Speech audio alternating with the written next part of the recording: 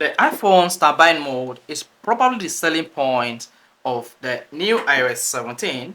Since the introduction of iOS 17, standby mode has been one of the most discussed features of this particular iOS. So in this case, I'm going to show you how to access standby mode on your iPhone.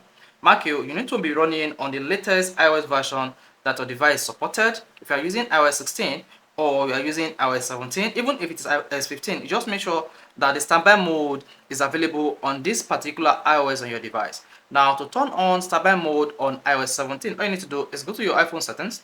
While on the settings, you need to scroll down and make sure you locate standby. There's a standby, tap standby, and by default, this is what you're going to see by default.